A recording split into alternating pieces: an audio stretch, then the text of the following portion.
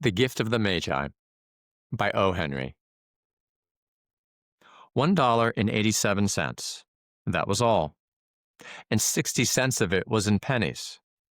Pennies saved 1 and 2 at a time by bulldozing the grocer and the vegetable man and the butcher until one's cheeks burned with the silent imputation of parsimony that such close dealing implied.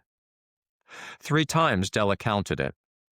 $1.87. And the next day would be Christmas. There was clearly nothing to do but flop down on the shabby little couch and howl. So Della did it, which instigates the moral reflection that life is made up of sobs, sniffles, and smiles, with sniffles predominating. While the mistress of the home is gradually subsiding from the first stage to the second, take a look at the home. A furnished flat at $8 per week. It did not exactly beggar description, but it certainly had that word on the lookout for the mendicancy squad. In the vestibule below was a letter box into which no letter would go, and an electric button from which no mortal finger could coax a ring. Also appertaining thereunto was a card bearing the name of Mr. James Dillingham Young. The Dillingham had been flung to the breeze during a former period of prosperity, when its possessor was being paid $30 per week. Now, when the income was shrunk to 20, though, they were thinking seriously of contracting to a modest and unassuming D. But whenever Mr. James Dillingham Young came home and reached his flat above, he was called Jim, and greatly hugged by Mrs. James Dillingham Young, already introduced to you as Della, which is all very good. Della finished her cry and attended to her cheeks with the powder rag. She stood by the window and looked out dully at a gray cat walking a gray fence in a gray backyard. Tomorrow would be Christmas Day, and she had only $1.87 with which to buy Jim a present. She had been saving every penny she could for months, with this result. $20 a week doesn't go far. Expenses had been greater than she had calculated. They always are. Only $1.87 to buy a present for Jim. Her Jim. Many a happy hour she had spent planning for something nice for him. Something fine and rare and sterling. Something just a little bit near to being worthy of the honor of being owned by Jim. There was a pier glass between the windows of the room. Perhaps you have seen a pier glass in an $8 flat. A very thin and very agile person may, by observing his reflection in a rapid sequence of longitudinal strips, obtain a fairly accurate conception of his looks. Della, being slender, had mastered the art. Suddenly, she whirled from the window and stood before the glass. Her eyes were shining brilliantly, but her face had lost its color within 20 seconds. Rapidly, she pulled down her hair and let it fall to its full length. Now, there were 2 possessions of the James Dillingham Youngs in which they both took a mighty pride. One was Jim's gold watch that had been his father's and his grandfather's. The other was Della's hair. Had the Queen of Sheba lived in the flat across the air shaft, Della would have let her hair hang out the windows some day to dry just to depreciate Her Majesty's jewels and gifts. Had King Solomon been the janitor, with all his treasures piled up in the basement, Jim would have pulled out his watch every time he passed just to see him pluck at his beard from envy. So now Della's beautiful hair fell about her rippling and shining like a cascade of brown waters. It reached below her knee and made itself almost a garment for her.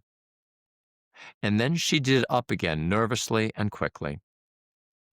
Once she faltered for a minute and stood still while a tear or two splashed on the worn red carpet. On went her old brown jacket. On went her old brown hat. With a whirl of skirts and with the brilliant sparkle still in her eyes, she fluttered out the door and down the stairs to the street. Where she stopped, the sign read, Madame Sophronie, hair goods of all kinds. One flight up, Della ran and collected herself, panting. Madame, large, too white, chilly, hardly looked like the Sophronie. Will you buy my hair? Asked Della. I buy hair, said Madame. Take your hat off and let's have a sight at the looks of it. Down rippled the brown cascade. $20, said Madame, lifting the mass with a practiced hand. Give it to me quick, said Della. Oh, and the next 2 hours tripped by on rosy wings. Forget the hashed metaphor. She was ransacking the stores for Jim's present. She found it at last. It surely had been made for Jim and no one else. There was no other like it in any of the stores, and she had turned all of them inside out. It was a platinum fob chain, simple and chaste in design, properly proclaiming its value by substance alone and not by meretricious ornamentation, as all good things should do. It was even worthy of the watch. As soon as she saw it, she knew that it must be Jim's. It was like him. Quietness and value. The description applied to both. $21 they took from her for it, and she hurried home with the 87 cents.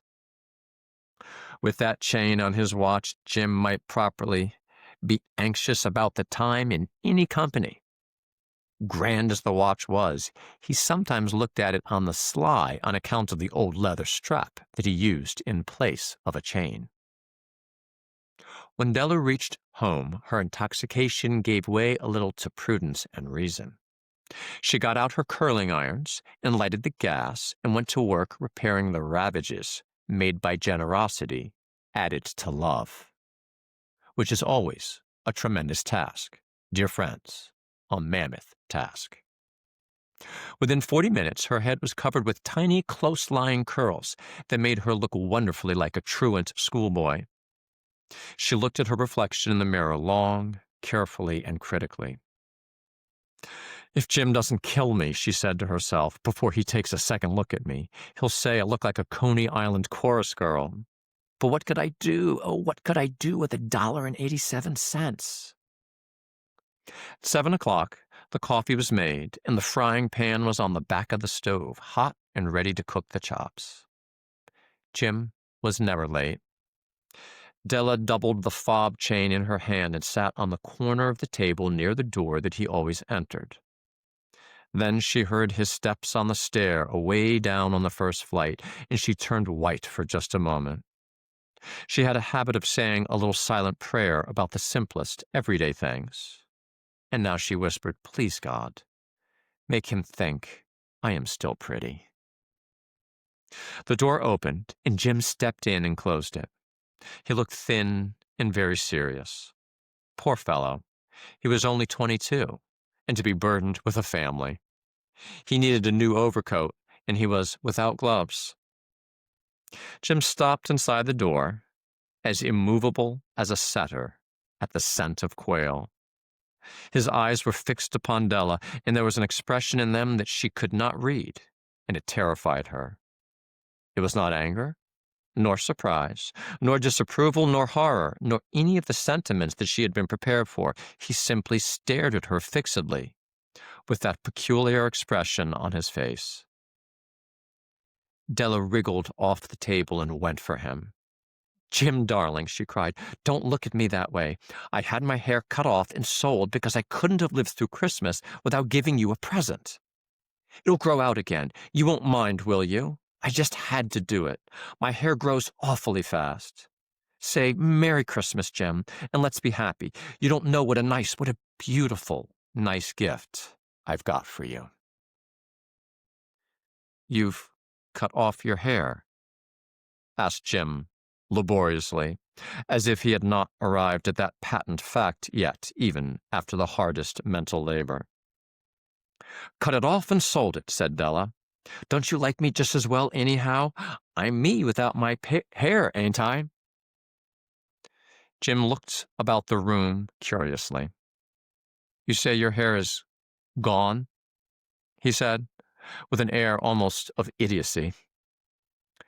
You needn't look for it, said Della. It's sold. I tell you, sold and gone too. It's Christmas Eve, boy. Be good to me, for it went for you. Maybe the hairs of my head were numbered, she went on with sudden serious sweetness, but nobody could ever count my love for you. Shall I put on the chops, Jim? Out of his trance, Jim seemed quickly to wake. He enfolded his Della. For 10 seconds, let us regard with discreet scrutiny some inconsequential object in the other direction. $8 a week or $1,000,000 a year. What is the difference? A mathematician or wit would give you the wrong answer. The Magi brought valuable gifts, but that was not among them. This dark assertion will be illuminated later on. Jim drew a package from his overcoat pocket and threw it upon the table. Don't make any mistake, Dell, he said, about me. I don't think there's anything in the way of a haircut or a shave or shampoo that could make me like my girl any less. But if you'll unwrap that package, you may see why you had me going a while at first. White fingers and nimble tore at the string and paper, and then an ecstatic scream of joy, and then, alas, a quick feminine change to hysterical tears and wails, necessitating the immediate employment of all the comforting powers of the lord of the flat. For there lay the combs. The set of combs, side and back, that Della had worshipped long in a Broadway window. Beautiful combs, pure tortoiseshell, with jeweled rims, just the shade to wear in the beautiful, vanished hair. They were expensive combs, she knew, and her heart had simply craved and yearned over them without the least hope of possession.